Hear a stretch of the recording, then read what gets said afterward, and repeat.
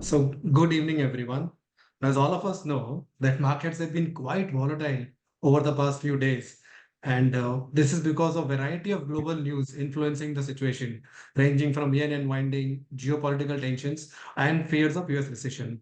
Now, to help us make sense of what these developments are, we are today joined by Mr. Ramesh Mantri, who is the Chief Investment Officer at Whiteoak Capital Mutual Fund.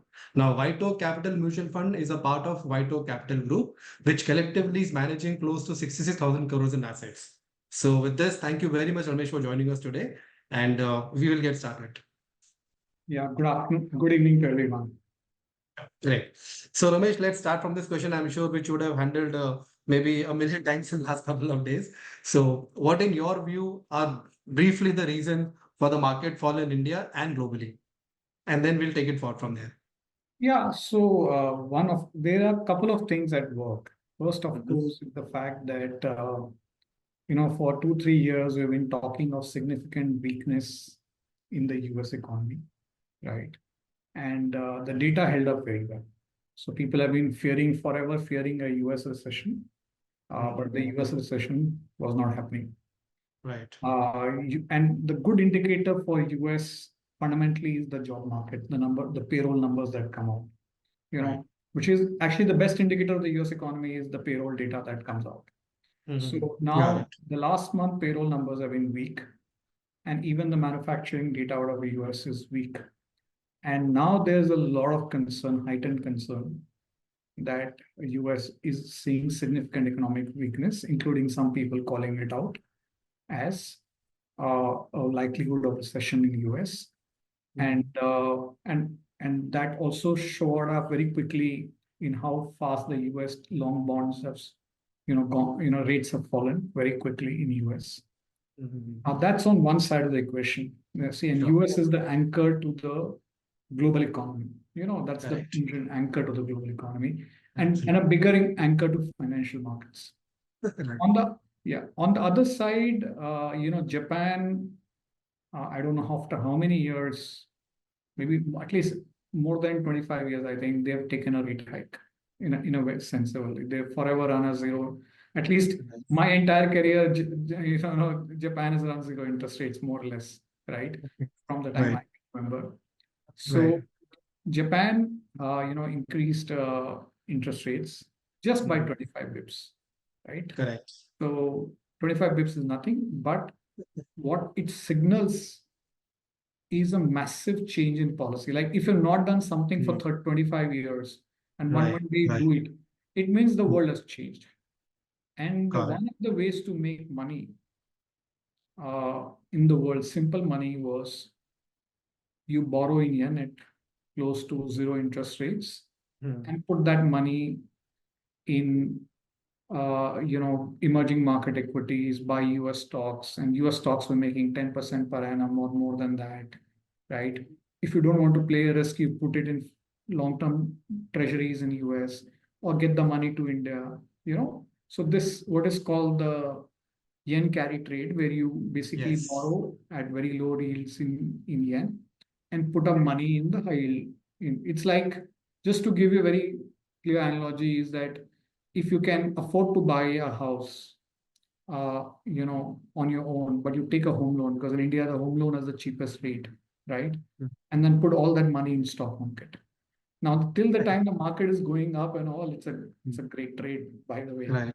right? Because you're paying 8.5% on the home loan and probably be making a lot more. And if you put it in a small cap fund, you're making 22% Right. more in the last many, many years for a very long period. Till Right. it works very brilliantly. Mhm. Then, the small cap is going to go through a cycle of pain. Nobody's going to let you make 20 plus return without a lot of volatility. Right. So now there's been a regime change in how Japan runs their interest rate policies.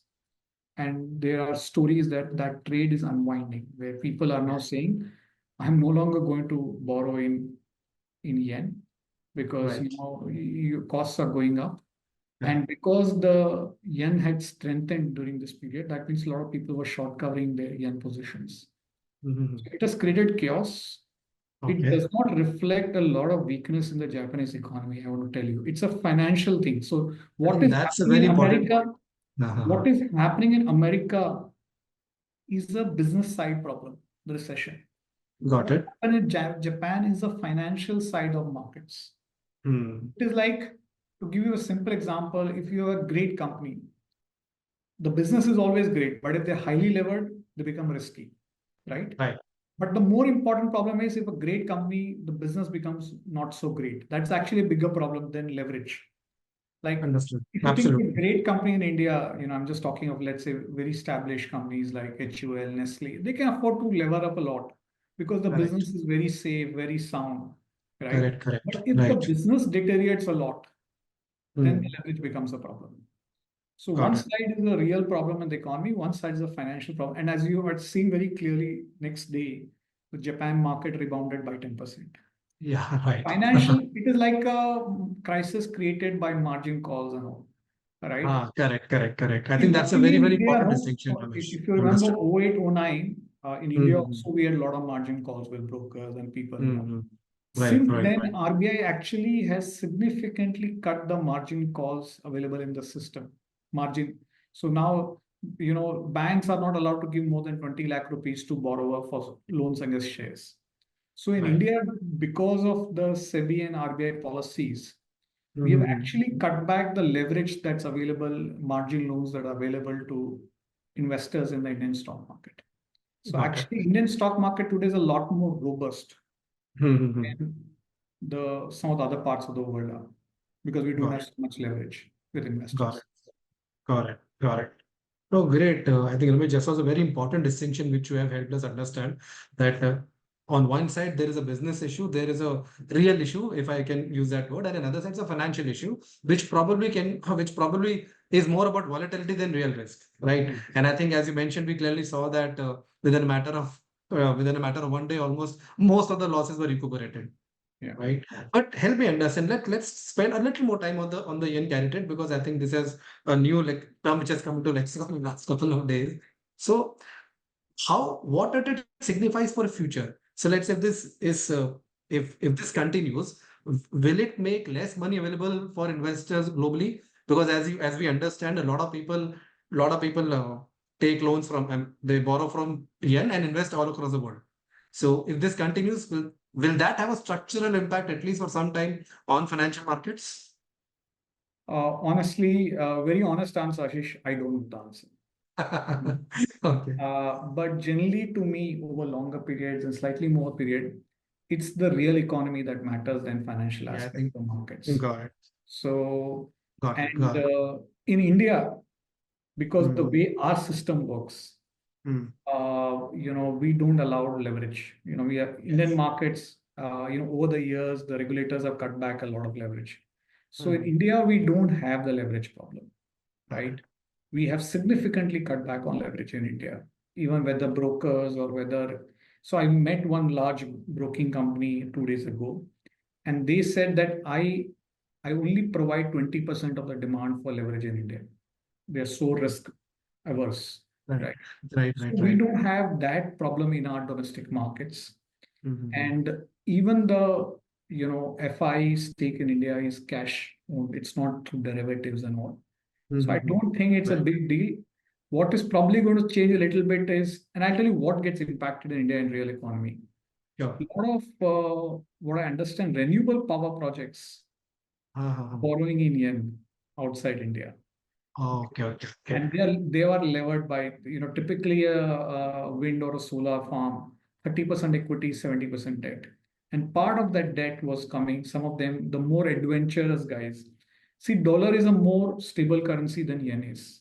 Yeah. Of And if you course. think dollar is a large cap, yen is a mid cap Okay. in terms of Right. volatility. Got it. Small caps are more fringe currencies in the world, right? Mm-hmm. So there's some adventurous people who would borrow on yen or trying to arbitrage that. Mm-hmm. Now, those people will have to find higher cost of financing, and some of them will end up with more nastier surprises. Uh, Right. Right. Right. so that is the real impact on the renewable and the power sectors in India, Yeah. So but in not a fact, big deal from the Indian uh-huh. markets. Got it. So, but we've also seen a lot of Japanese money which is coming to India and funding large infrastructure projects, like for example, bullet train, right? Now, And excuse me for my limited understanding. No, I'm not sure whether that is a Japanese government money or it's some sort of other organization. But does these kind of projects will also have some sort of an impact? We are getting a lot of development money from Japan. See, these are so see, this is like one is you allocate a money to set up a factory versus you try to trade on stocks on day trading. Okay, Very okay, that different way. So, sources of capital, different sources all of right. saving. They Mhm. don't get mingled too much. And by All the right. way, a lot of that Japan money is typically 30, 50-year loans. So Ah, very correct. different mindset there, you know. So I don't think that gets impacted, you know. Got it. In fact, Japanese savings want to find places where they can get good returns. Right, And right. now with the problems in a lot of the parts of the world, geopolitical problems or political instability, including in our neighborhood, Mhm. India has consistently demonstrated that we are a stable country, you know, Yes, from a both absolutely. political, economic, and social perspective, right? Correct. Uh, Absolutely. and I think while all of us, kind of crib and talk negative about our country on everything, the line I like to say, see, uh, initial years of my life, and I'm talking in perspective of Chennai, I experienced the same problem that you experienced in Chennai. My initial years were spent in a small village in Rajasthan, where the summer temperature was 45 degrees, and we Right. didn't have water or electricity. Just imagine, forget about AC. There's no fan working. I can imagine. Uh, God, absolutely. I mean, it's I'm unimaginable. mentioning water because Chennai has always had water problems, right? Right. So to me, for then, since that every day is a better day in my life after those years. Right? So That's the perspective. Absolutely, Ramesh. सही कह रहे हैं. so बिल्कुल सही yeah, बात है, yeah, boss. no, having lived those years in my life, every day is हाँ, a better day. Every day is an upside, right? So all I want to say is, because many of us who have been fortunate have not seen what bad days are. We yes. don't understand what we have in our country. And Correct. luckily, Ashish, Absolutely. for me in my career, I got to invest not only in India, but a number of other countries, including, by the way, how many people of Chennai would have invested in Sri Lanka? Sri Lanka is, by the way, closer. Colombo is closer than Mumbai is, right? To Chennai, right? But Right. I, in my career professionally, have invested in Sri Lanka, Bangladesh, in equities, by the way, you know. Okay. So I've been to many of these countries, traveled a lot, been हाँ, traveled to a lot of these countries, and I can tell you, once you travel these countries and spend time there, you realize how better India is. Every hmm, aspect. absolutely. So I think what we have in this country, so I think the capital is coming because India is attractive and we're constantly demonstrating, right? Yes. Through Yes. Yes. our Yes. stability of economic, social, and political angle, Correct. every angle. Yeah. No, no, very well said, I think, Ramesh. Sure. Now, when it comes to stable economies and probably similar to India, like let me just go back to US again. I think which is where we started. So all of us understand US, as you mentioned, is an anchor of global economy, right? So how is it looking there? I know we have been talking about recessions for I don't know since forever, but what is your view now? And on that basis, what decision you think? What would be your advice to investors investing in India? That okay, let's say it would happen in US, recession may happen, may not happen, severe recession may happen, not so severe may happen, right? Whatever information we have, how can we use this information or understanding to make that investment decision today in India? So one, two, three things. One, very honest answer beyond a point I don't know. I understand. Uh, Fair point. See, the joke I want to tell you is we try to predict what is happening in America. We can't predict elections in India. Let's be humble. No, absolutely, I agree. So So, why try to be experts on US economy or US politics when we can't even absolutely. predict what happens in our own country? No, no, I Right? completely agree. In fact, I Yeah. think the only thing we can probably do is to strategize. Okay, be prepared of uncertainties, what can happen. Beyond Yes. that, nothing is in our control. So now, Absolutely. now number two, of course, we'll be cognizant this year is a US elections. So we are Yeah. looking at US elections in a few months in November.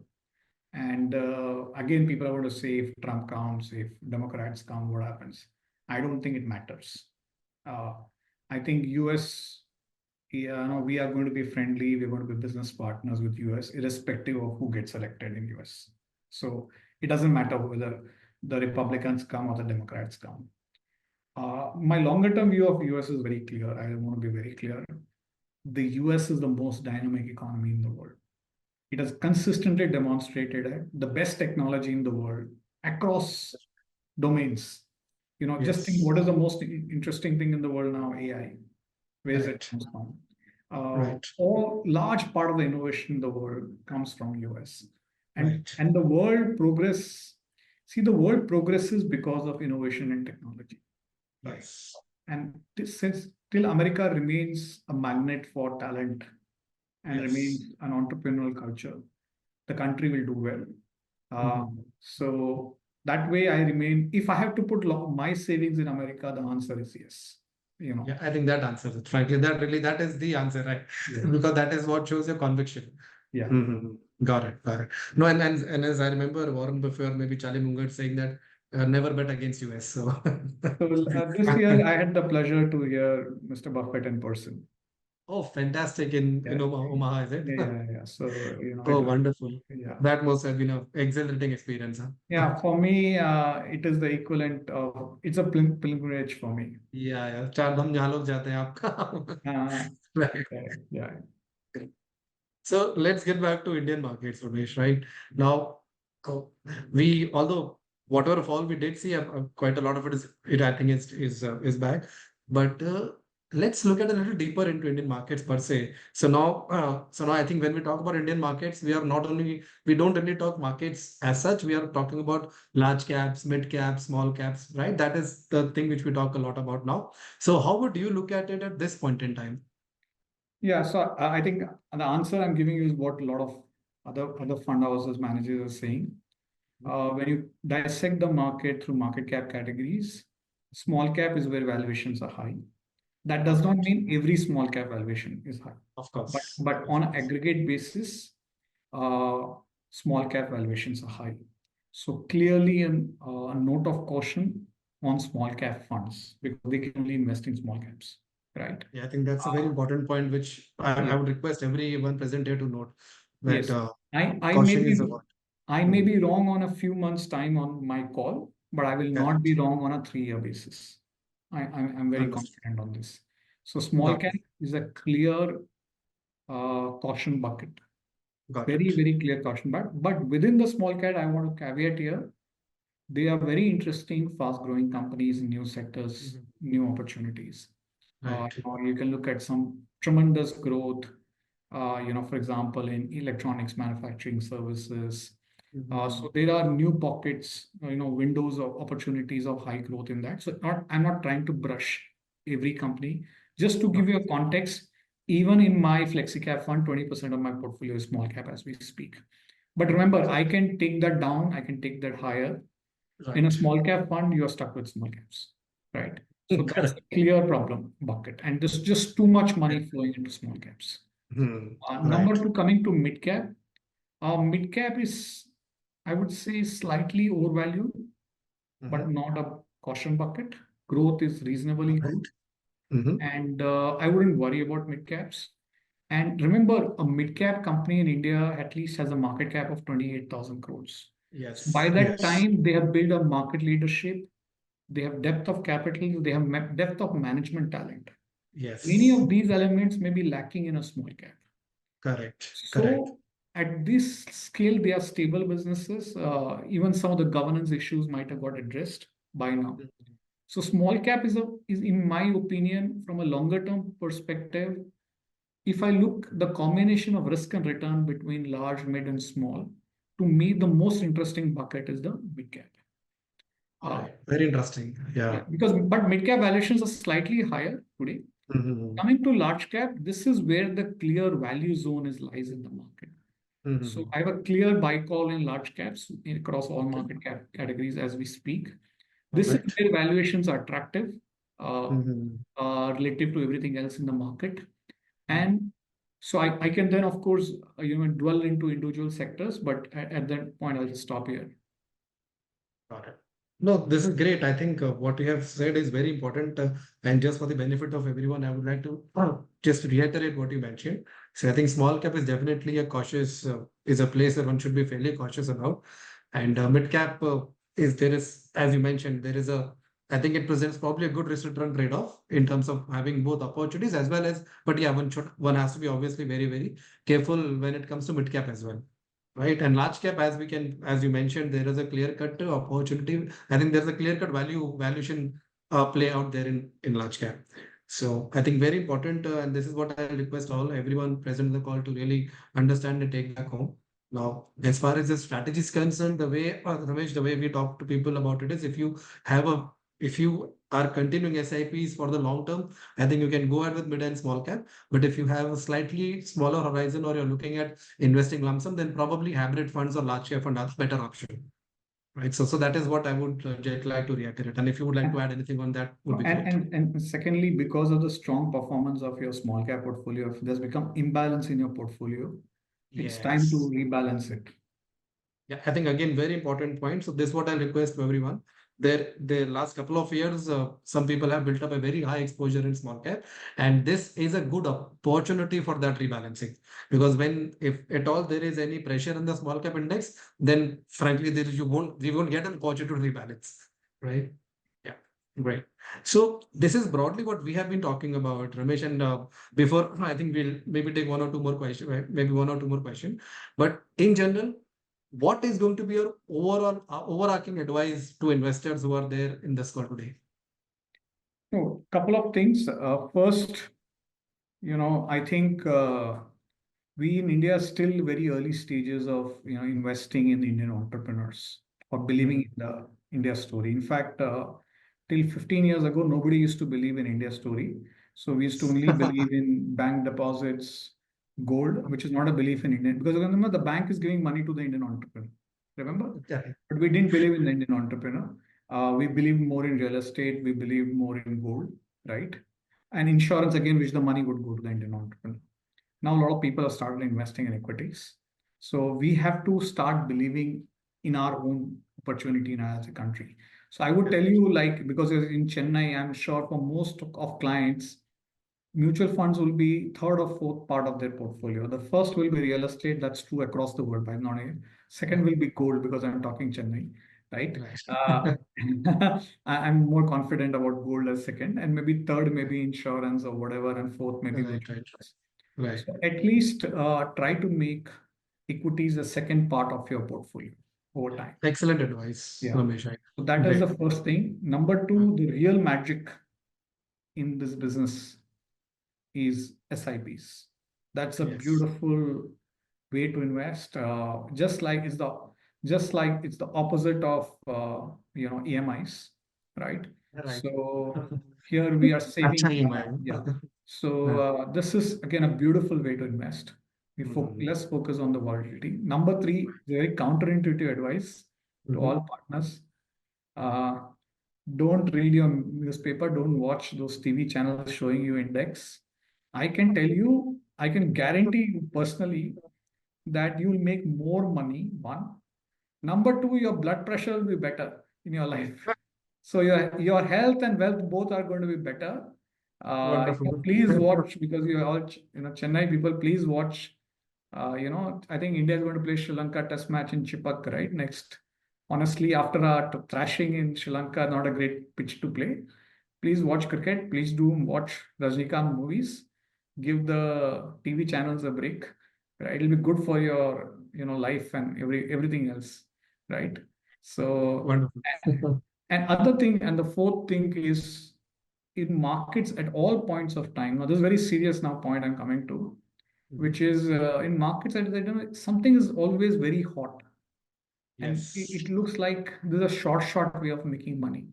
Yeah. Uh, 2 3 years ago, everybody when I went to these events, people wanted to understand what startup to invest in. You know what happened to startups. Right. People wanted to invest last 1 or 2 years ago in Bitcoin. You know what, Mhm. right? Of course, Mhm. Bitcoin has done reasonably okay, but there was an insane period of volatility. And Absolutely. I don't know if anyone following Bitcoin in this recent last 2, 3 weeks, Oh, it's crashed yes. quite a bit. Huh? Yes, yes, So, yes. so all the now currently in the market also there are something that are absolutely hot. What is hot? Defense stocks, Yeah, defense funds, right. PSU funds, PSU. Correct. Correct. uh, some manufacturing funds. Mm-hmm. I can tell you the easiest way to lose money in markets over a long period is to invest what is supremely hot today. Remember, you don't drive a car or a two-wheeler by looking at the rearview mirror. Absolutely. Very well said, Ramesh. Bhai. Very well. So see what defense stocks have done, what you know these PSU stocks have done, they've already done. Question is Yes. from here, will they make money? Right. So, so just because they've done well in the past does not mean they will do well in the future. In fact, in markets, most of the time, what has It's the done other way around. extremely well for 3, 4 years is likely to Right. get over time. Correct. Correct. So this is something that's a worry pocket. Now think of Right. what is out of favor in the market. What is Mm-hmm. out of favor in the market in India is BFSI sector, Mm-hmm. IT, pharma. These are fundamentally out of favor if you think about what is happening in the last 3 years in market. Mm-hmm. Actually, look at these three buckets. Mm. Probably in the next 3 years, that's where the money is to be made. Got it. So that is what it is. Got So it. uh, uh, that's yeah. Great, Ramesh. I think a very, very important piece of advice. So this is what generally we also request our people here that maybe you can play around with small part of your portfolio and whatever you want to do, but the large part of the portfolio should be invested in, generally speaking, diversified fund categories, invested over as long as possible. So we call it something like a triple L formula. So you invest large amount of money for a long period of time to create large amount of wealth. And of course, I can add D also, which is a, generally speaking, diversified category. You of course can do some bit of it here and there, not a problem. But largely, one should be the core portfolio should be centered around something where it is prone to less surprises. So we call it investing for non-extreme outcomes, right? So don't get into very extreme outcomes. Try to play somewhere in between, and then some part of the portfolio, of course, you can do, right? So one more thing before we close the call, I would like to just first of all I would like to thank Ashish, I you. just Thank want to you. give an analogy to this idea. Oh, sure, please. No, I just want to give one analogy here. Yeah, See, please. diversified funds are like your daily food or your South Indian thali. This is what your everyday food is. Right, You have to eat your everyday ethnic food to remain healthy. right, Once in a while, if you want to indulge, you can eat a burger, pizza, pasta, noodles, whatever. But which is those thematic funds and all that stuff, right? The correct. Absolutely. diversified core categories are your everyday food. Remember, if you Yes. make those thematics as your everyday food, right, Yeah. then you are going to be the regular customer of Apple. In that. Well said.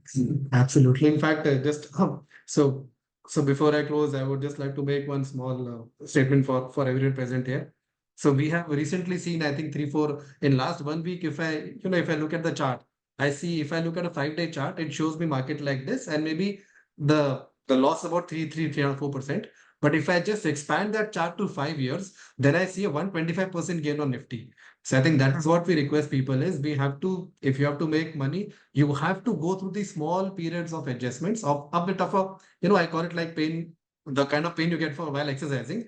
But the long-term result, you have to get to that pain to get to that 150, 200% return over a long-term period.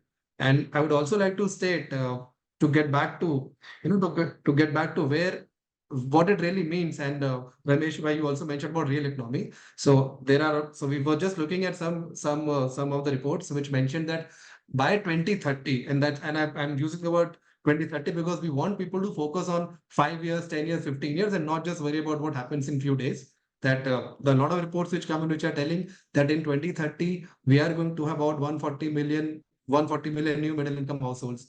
We'll probably have 21 million new high income households. our per capita income should go up to about $4,000. Our foreign trade probably will go to about $2.1 trillion dollars. And and there are reports which says Indian stock market will probably go to $10 trillion. So I think these are the larger things, if we anchor ourselves, will help us in going through all these volatility which is happening. So that is the only thing which I thought I'll share with the partners there. And Ramesh bhai, thank you very, very much. Thank you for your time. And love the way you explained explained what is important, what are the key things which we have to remember as an investor. And I hope to see you some. I will probably invite you again in some of these sessions for a little more conversations. Yeah. Thank you so much. Thank you for your time. You're on mute, Ramesh bhai. I think you're on mute. No, thank you, Ashish, a lot, and thank you everyone for joining. Have a good day. Thank you so much. Thank you.